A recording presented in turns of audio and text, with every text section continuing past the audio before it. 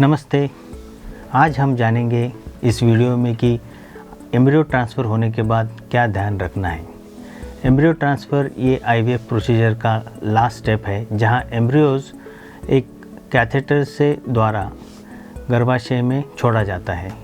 ये embryo transfer होने के बाद बहुत सा कपल को एक शंका रहती है कि हम क्या खा सकते हैं, हम सीढ़ियाँ चढ़ सकते हैं कि नहीं, हम रिलेशन रख सकते हैं कि नहीं। ये उनकी कॉमन प्रॉब्लम्स रहते हैं। तो हम इसके बारे में अभी जानकारी आपको स्टेप बाय स्टेप देंगे। एम्ब्रियो ट्रांसफ़र होने के बाद कपल ने ये ध्यान रखना है और लेडी को ये ध्यान रखना है कि वो टेंशन नहीं लेना है, कोई भी चिंता नहीं करनी है। दूसरा है कि वो रूटीन एक्टिविटी सब कर सकते हैं। रूटीन एक्टिविटी मीन्स क्या है कि घर में चल फिर सकते हैं, रेस्ट कर सकते हैं, सब जो रूटीन एक्टिविटी है वो सब कर सकते हैं। बाकी कि उनको एग्जर्ट नहीं करना है खुद को, क्योंकि विगरस एक्सरसाइज उनको करना मना है। जब कई घरों में सीढ़ियाँ रहती है, लिफ्ट नहीं रहते हैं, वहाँ वो चढ़ सकते हैं, बट बार बार चढ़ना नहीं है।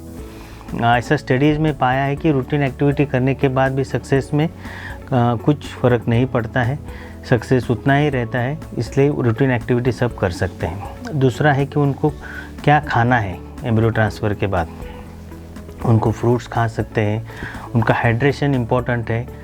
2 to 3 लीटर्स ऑफ वाटर उनको लेना ही है।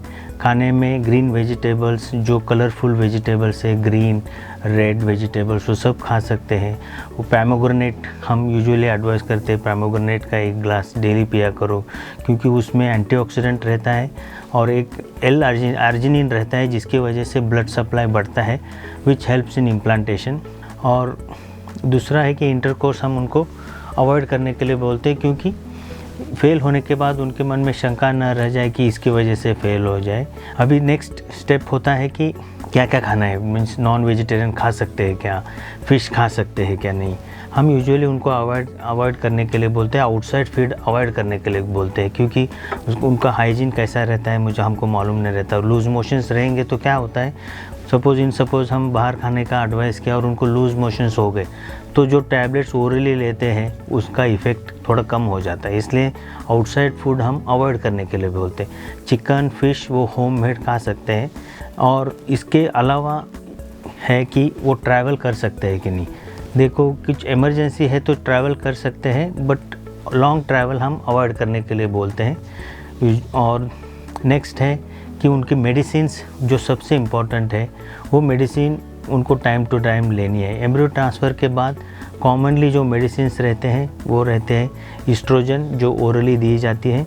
सेकेंड है प्रोजेस्टेरोन, जो हार्मोन रहती है, जो प्रेगनेंसी सपोर्ट करने के लिए देते हैं, वो उनको वजाइनली हम इंसर्ट करने के लिए बोलते हैं, वो उनको टाइम टू टाइम लेना है। सबसे इम्पॉर्टेंट है कि मेडिसिन टाइम टू टाइम ले।